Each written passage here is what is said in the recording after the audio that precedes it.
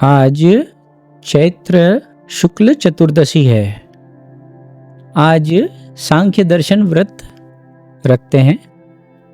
आज हम सांख्य दर्शन के बारे में संक्षिप्त में समझते हैं कि सांख्य दर्शन क्या है। हिंदू शास्त्र में जो दर्शन है वो 6 दर्शन है। उसमें सांख्य दर्शन जो है सबसे बड़ा है और सबसे पुराना है। और मैं समझता हूँ पूरी दुनिया में जितने भी दर्शन हैं, सांख्य दर्शन सबसे ऊंचा है, उससे ऊंचा कुछ भी नहीं है। और ये जो सांख्य दर्शन है सिर्फ पुराना ही नहीं है, बहुत ही वैज्ञानिक है। आज के दिन में जितने भी विज्ञान ने खोज की है वो सब सांख्य दर्शन से आया है। ये अभी हम थोड़ी देर में देख पाएंगे, समझ पाएंगे इस बात को। बहुत पहले, माने महाभारत के पहले, रामायण के पहले, उपनिषदों के पहले हम देखते हैं सांख्य दर्शन था, क्योंकि सांख्य दर्शन का वर्णन सभी में मिलता है। रामायण में, महाभारत में, गीता में तो कृष्ण ने एक पूरा अध्याय सांख्य योग पर बोला है, सांख्य दर्शन पर। तो सांख्य दर्शन बहुत पुराना है, बहुत ऊंचा है और बहुत ही वैज्ञानिक है। सांख्य दर्शन के रचयिता कपिल मुनि हैं। कपिल मुनि को वैसे तो पुराणों की बात तो आप जानते हैं, प्रतीक रूप में बात करते हैं पुराण। उनको 24 अवतार में से एक अवतार मानते हैं कपिल मुनि को। मैं समझता हूँ कि ये पुराण से बहुत गहरी बातें हैं, दर्शन की जो बातें हैं, क्योंकि दर्शन का अर्थ होता है देखना। जो दिखता है, जैसा देखा गया, उसको कहते हैं दर्शन। तो ये बहुत रियलिस्टिक बातें हैं, बहुत ही प्रामाणिक बातें हैं। तो सांख्य दर्शन के बिना सारे शास्त्र अधूरे हैं। तो अगर सारे शास्त्रों को अगर हमें समझना है तो मूल में जाकर सांख्य दर्शन मिलता है और सांख्य दर्शन को हमें समझना चाहिए। तो सांख्य दर्शन में बात क्या है? सांख्य दर्शन में हम ये जानते हैं कि ये जो अस्तित्व है वो कहाँ से आया, कैसे आया, माने ये पृथ्वी कैसे उत्पन्न हुई, ये संसार कैसे हुआ, इस संसार का रचयिता कौन है। हम सबके अंदर ये सवाल तो आते हैं बचपन से कि आखिर ये दुनिया किसने बनाई। और सारे धर्मों ने वो जवाब दिया है।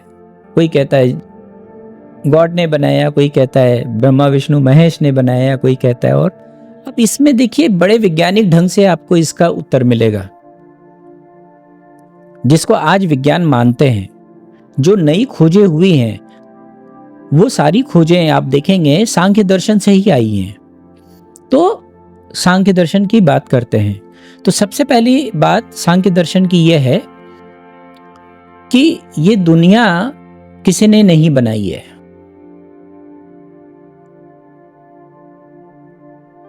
ये क्रिएट नहीं हुआ है, ये इवॉल्व हुआ है। जो पहली बात सांख्य दर्शन कहता है, ठीक है। यही वैज्ञानिक भी कहते हैं, है ना। डार्विन ने तो ये बहुत बाद में कहा।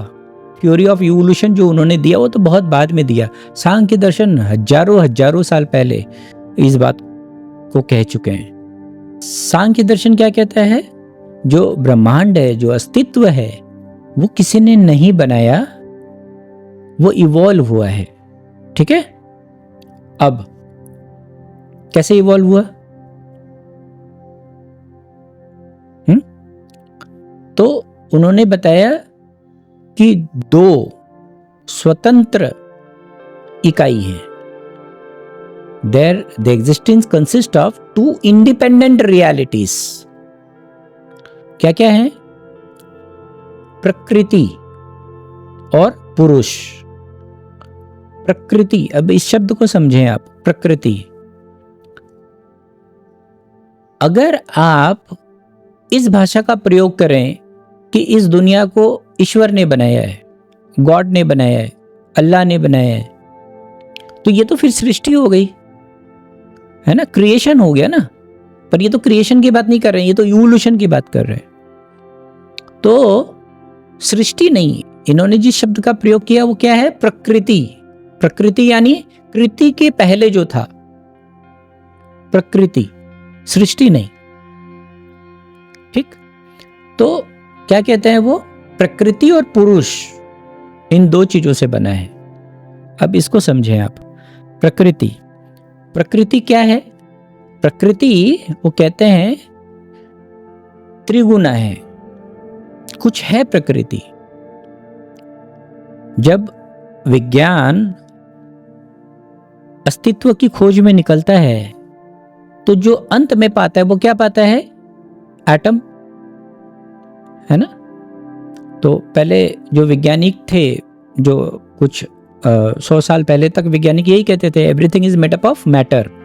और मैटर का जो अंतिम जो भाग था वो क्या था? एटम। एटम को जब तोड़ा गया तो क्या देखा गया? सब एटॉमिक पार्टिकल्स पाए गए, इलेक्ट्रॉन, प्रोटॉन, न्यूट्रॉन। तो सांख्य ये हजारों वर्ष पहले कह चुका है, जो प्रकृति है वो त्रिगुणा है। प्रकृति ये कहता है कि वो त्रिगुणा है, सत्व, रजस और तमस। ये इनके जो गुण हैं, ये वही गुण हैं जो इलेक्ट्रॉन, प्रोटॉन, न्यूट्रॉन के हैं। तो आज का जो विज्ञान कह रहा है, सांख्य दर्शन ने उसी बात को हजारों वर्ष पहले कह दिया है, समझा है और कहा है। अब अगर इसको पुराण की भाषा में कहें, पुराण की भाषा में समझें, तो यही ब्रह्मा विष्णु महेश है, इलेक्ट्रॉन, प्रोटॉन, न्यूट्रॉन, या फिर सत्व, रजस और तमस। ठीक है, सत्व जो है, जो गुण है, वो ब्रह्म में है, जो क्रिएट करता है। जो रजस है वो विष्णु में है, जो संभालते हैं, जो गतिमान करते हैं। और तमस जो है वो शिव में है।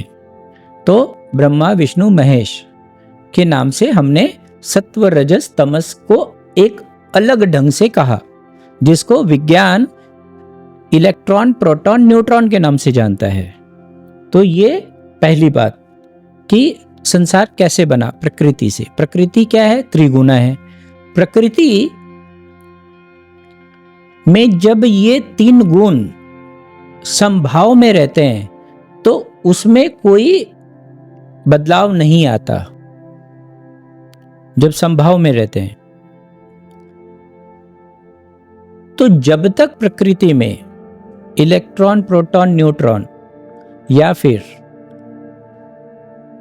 रजस, तमस और सत्व गुण बराबर रहेंगे, सम रहेंगे, तब तक कुछ भी संभव नहीं है। आज की भाषा में अगर बात करें तो न्यूटन ने कहा कि कोई मैटर है तो उसमें चेंजेस तभी आएगा जब उसमें एक्सटर्नल फोर्स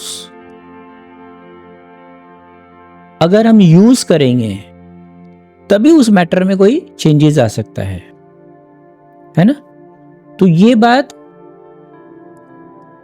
कपिल मुनि ने सांख्य दर्शन में हजारों वर्ष पहले कहा। उन्होंने क्या कहा? पुरुष, कॉन्शियसनेस, जिसको आत्मा भी कहते हैं। अलग अलग शास्त्रों में अलग अलग ढंग से इसकी विवेचना की गई है, अलग अलग शब्द दिए गए हैं, है ना? तो कपिल मुनि क्या कहते हैं? प्रकृति और पुरुष।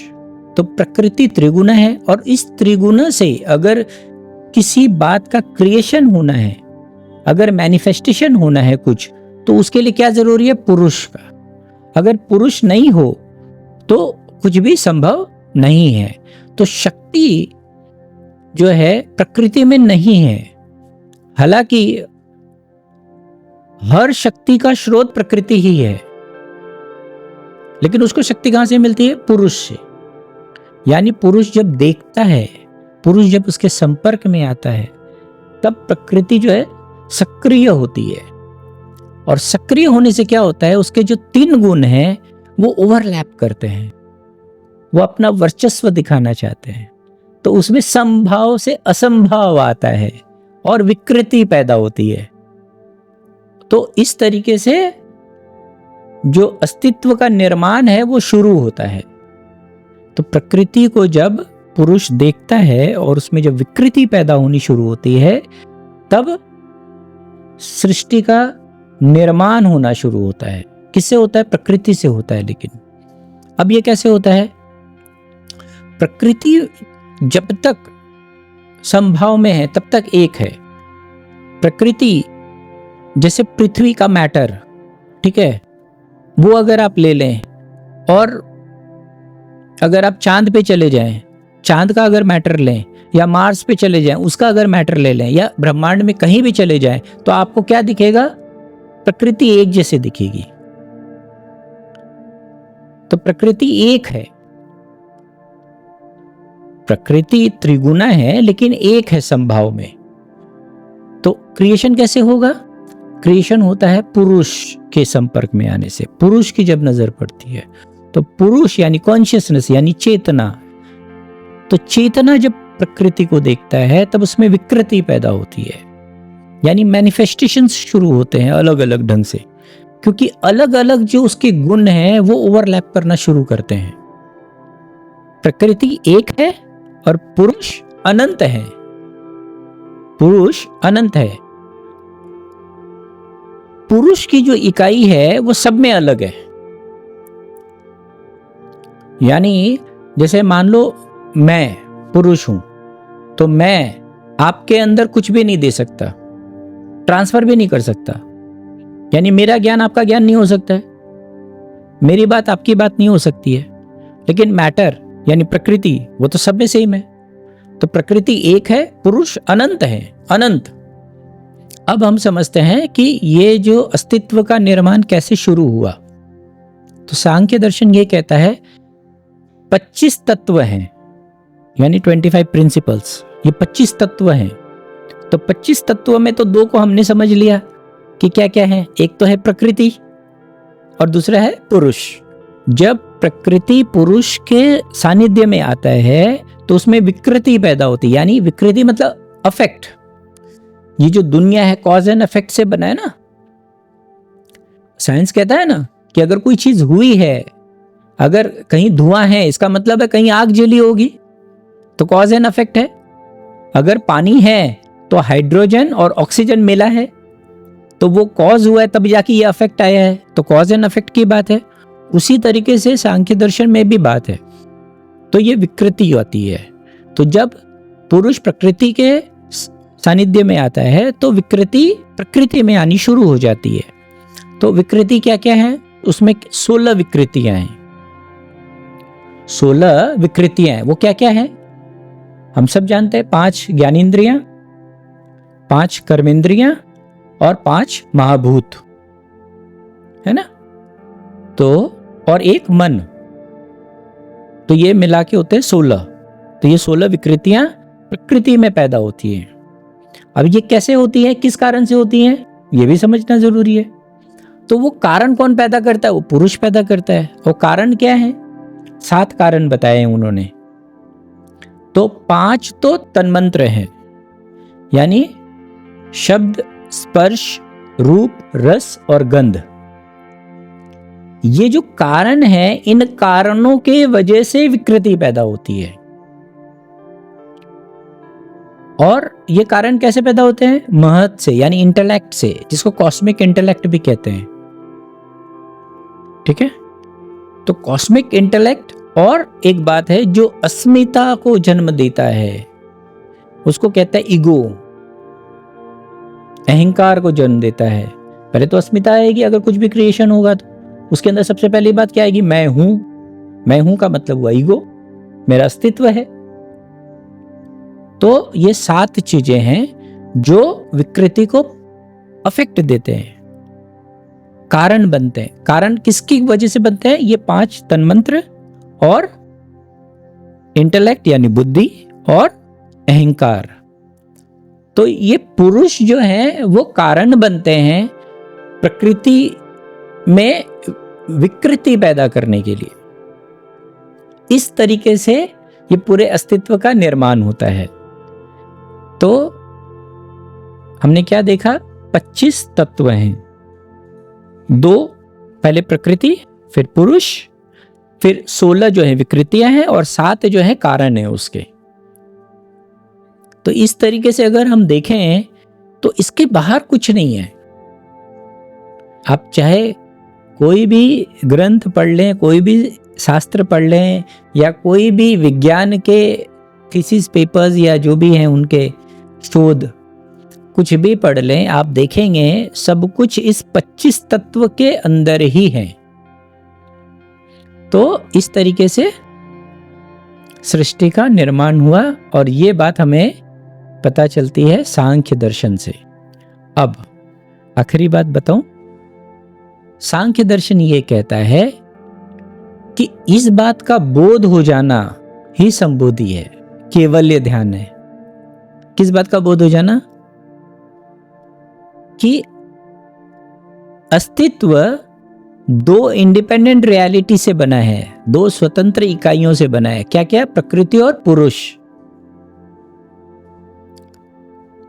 आपके अंदर ये बोध हो कि आप पुरुष हैं, यानी चैतन्य हैं, और आप प्रकृति नहीं हैं, यानी आप शरीर नहीं हैं। हर कोई तो यही कहता है ना कि आप आत्मा हो, शरीर नहीं हो। तो इस बात का बोध हो जाना आपको संबोधि को उपलब्ध कराता है। और ये अगर समझ आ गई, क्योंकि हम शरीर से इस तरीके से जुड़ जाते हैं कि हम समझते हैं कि शरीर ही हम है, हम ही कर रहे हैं, पर करने वाला भी कोई और होता है, होने वाला कोई और होता है। तो इस बात का बोध हो जाना मोक्ष को उपलब्ध होता है। तो ये है सांख्य दर्शन।